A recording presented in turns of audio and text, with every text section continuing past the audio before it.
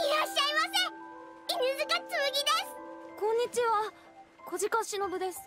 お客さんだー。お父さん、お客さん来たおー。何これ。目がチカチカする。小林、これはどうやって使う？このドラゴンの口みたいなやつは。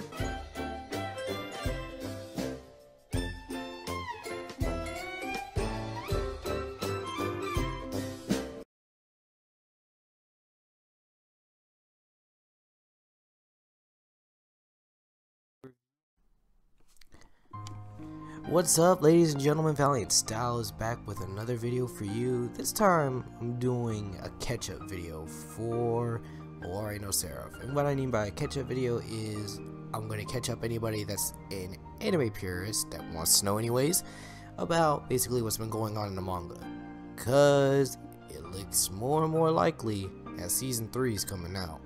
So what better way to catch up with things than to tell you a little bit about it, so that way you know where you're headed. But for those who don't like spoilers and everything, because this is very, very heavy spoilers, go ahead and just turn off the video, exit out, do what you want, find another YouTube video. I'm pretty sure there's something over on the side over there. But I'll go ahead and give you time to go ahead and just figure out what you want to do. I can wait. In 3, 2, 1. Okay. So for the rest of us here, let's go ahead and jump right into it right when the anime ends for season 2. So when Yu is actually in the shack and trying to recover, he's actually recovering because of the fact the demon inside of him is trying to take over and the medicine that they gave him isn't working.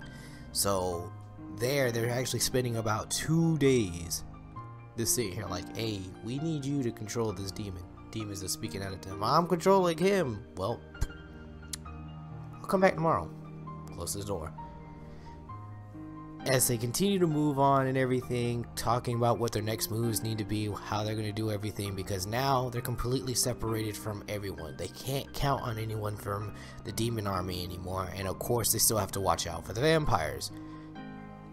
And as this conversation goes on, Yu is actually having an internal conversation with his demon, talking about what happened, what needed to be done, and what's currently going on, and eventually just talks down his demon to regain control over his body, and then manage to join in the conversation once they've pretty much decided, hey, we need to figure out if we need to go talk to Gurren or who we need to find, which Mika says they need to go find Cruel Tempest. And as they make this decision for the next day to leave out, we then enter a scene where we see Freed Bathory along with the 13th Prognator, Crowley, who basically join up together for a little field trip, for a road trip I should say, which they're headed straight for you and everybody else. And before they can even leave the next day, Freed and Crowley show up like, sup? They're everybody in the cast is freaking out, they're trying to fight, but Freed's just like, you guys can't beat me, not unless he goes demon, and I'm pretty sure you guys can't afford that right now. But don't worry, I came here with a truce, and pulls out one of Yu's brothers and sisters that died in the first episode's head in a jar. And like this almost sets Yu back into demon mode until basically Freed does like a freaking super speed move, ends up behind him and injects him with a drug that basically like, this will keep the demon in him calm, as well as make him nap for like at least 3 hours. You've been in the shack for 2 days though, Freed. He'll be fine. He's part demon now. What? Later. Anyways, as they're continuing to talk, Mikael's the only one sitting here like, hey, so I'm definitely not going to trust you. You killed my entire family. And you're a vampire.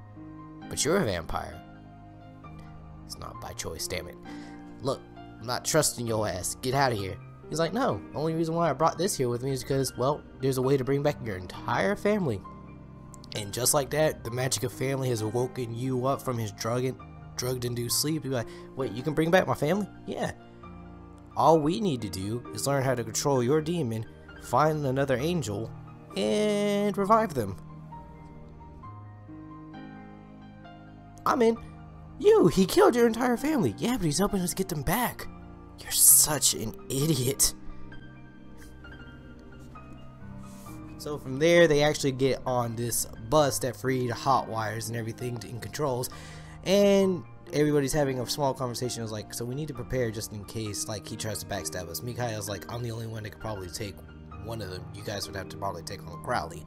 So they devise that plan, and Freed's just like, yeah, it's okay, you guys can have that plan, it might work. And then Crowley and Freed decide to have their conversation, in which you learn that Freed is the one that turned Crowley into a vampire around over 800 years ago. Dun dun dun. And he's also not very happy about it, as he jokingly, while also seriously, stops the bus hard enough to send Freed outside the bus, flying through the front window and hit something. And Freed just laughs at him. Oh, Crowley, like its own type of sitcom. Who else but Crowley? Generic laughs here and all that, blah blah blah. Moving on, as they reached further and further out to this destination, that Freed's just like, okay, we need to go here first and everything. You find out that the second prognator and the fourth prognator and a couple of the other people around that, other vampires are coming out to the same area of a shipping yard that's nearby them, in which Cruel is actually chained up at. So I'm guessing somewhere along the lines, even Freed decided, yeah, we're gonna need Cruel. So once they actually get there, and he has to like suck up to the other vampires because he's only the seventh prognator, Freed then lets him in. Hey, so yeah, we're actually here to get Cruel, and there's stuff in my mansion for you guys. What? Yeah, there's also other answers there too, but we'll worry about a little bit more about that later. Just go meet up with the person I was supposed to meet up. I gotta go be punished or whatever.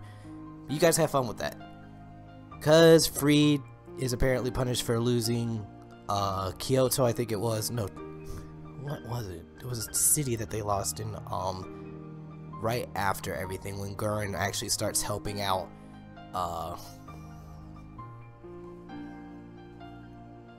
the dick. But basically he's punished and says they take this little special magic ring that apparently protects all vampires from the sun, from him and from Cruel, put him on a cross and say, alright, well, y'all won't exactly die from this, but you'll be in excruciating pain for like the next 3 days, because that's how long we're keeping you up there. Fifth prognator, just watch over them, do what you want, just don't kill them. And that's pretty much left at that. Now they're like, okay, now we have to save Freed and Cruel now. Which everybody's like, Freed probably planned up to this point already. Crowley just, everybody's like, kind of like, no, I don't think he'd be able to think that far ahead. Like, not everything could go according to his plan this well. Crowley just steps in, you'd be surprised. He plans like this a hell of a lot. You also get a slight run-in with the guy that was the original second prognator for the vampires, and also was the vampire that created Freed.